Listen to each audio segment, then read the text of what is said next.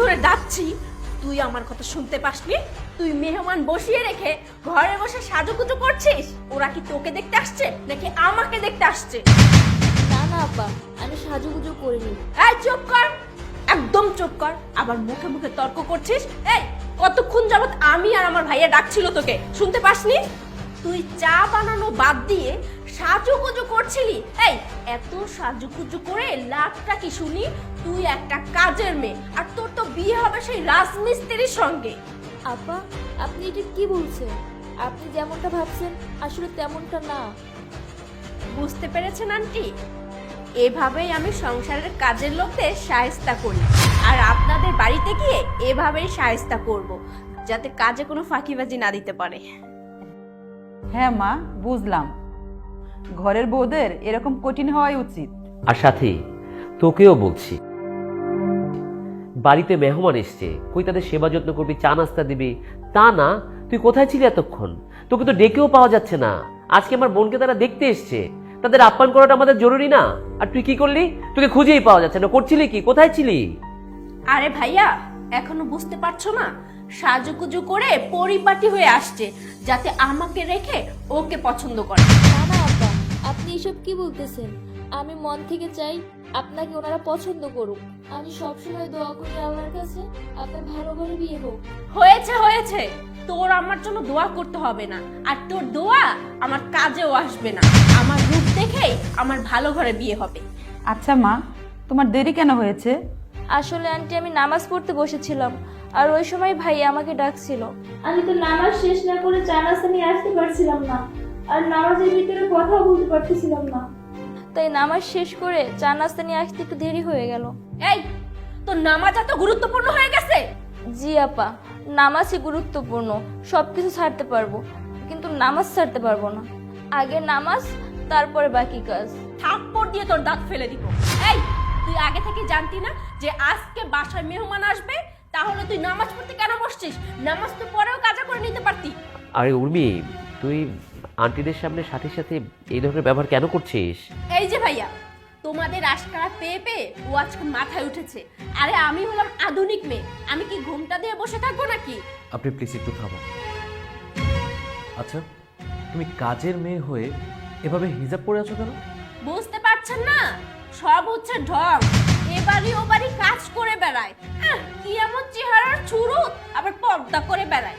ও কি বলে জানেন? তার স্বামীকে ছাড়া সে নাকি মুখ আর কাউকে দেখাবে না। এই সাথে শোন, কাজের মেয়ের দিকে কে তাকাবে তুই একটু বলতো? ও আচ্ছা, গট ইট। তার মানে উনি একজন পর্দাশীল, ধর্মভীরু এবং আদর্শ একজন মানুষ। মা, তোমার কাছে আমার একটা রিকোয়েস্ট, কিছু মনে করো না। আমি তোমার এই আধুনিক মেয়েকে বিয়ে করতে পারবো না। আমি যদি বিয়ে করি, এই পর্দাশীল ধার্মিক মেয়েকেই বিয়ে করবো। বাবা, আমিও তাই চাচ্ছিলাম যে তুই এমন একটা পর্দাশীল মেয়েকে আমার ঘরের বউ করে নে। এসব আপনারা কি বলছেন? আপনারা আমার বোনকে ছেড়ে এই কাজের মেয়েকে আপনাদের ঘরের বউ বানাবেন? সরি, আপনার বোন আমার বউ হওয়ার যোগ্য না। তার কারণ আপনার বোন রূপ আর আধুনিকতার গৌরবে মানুষকে মানুষ মনে করে। তাকে দেখে মনেই হচ্ছে, এবং নিজের কানেই তো শুনতে পেলাম, সে তো নিজে ধর্ম পালন করেই না। যদি কেউ ধর্ম পালন করতে চায়, তাকে সে মারতে যায়। আপনার বোন তো নিজেই বেহায়াপনা করে, আর যে মানুষটা পর্দা করে তাকে নিয়ে সে উল্টাপাল্টা কথা বলছে। সাথীর মাঝে যে আদর্শ আছে, সেই আদর্শ আপনার বোনের মাঝে নেই। তাই আমি বলছি, আমি আপনার বোনকে বিয়ে করতে পারবো না। সাথী যেটা করছে সেটা খারাপ না।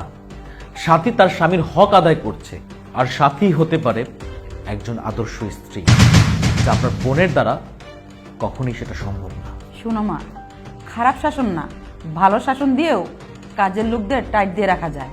শুধু রূপ দিয়ে না, গুণ দিয়েও মানুষের মন জয় করা যায়। আচ্ছা মা, আমার ছেলের বউ হতে তোমার কি কোনো আপত্তি আছে?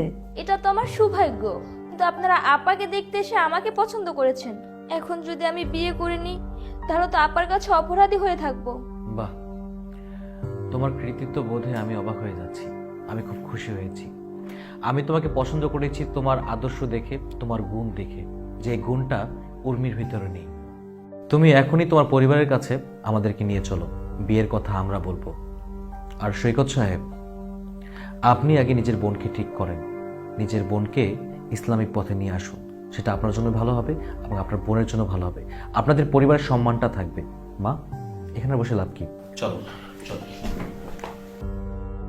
দেখলি তোর এই অতি আধুনিকতা, উচ্ছৃঙ্খলতা, বেপরোয়া জীবনযাপন তোকে একটি ভালো ঘরের বউ হওয়া থেকে বঞ্চিত করলো। আর উল্টো দিকে আমাদের কাজের বেশ সাথী, তার ধর্মপরায়ণতা, তার গুণ, তার সব কিছু মিলিয়ে এত ভালো একটা ঘরের বউ হয়ে গেল। এখন সময় আছে, নিজেকে শোধরা, সঠিক পথে নিজেকে পরিচালিত কর, তা না হলে তোকে ভবিষ্যতে অনেক পছতাতে হবে। তুমি একদম ঠিক কথা বলেছো ভাইয়া, আমার নিজেকে পরিবর্তন করা দরকার, আর আজকের পর থেকে আমি সেটাই করব।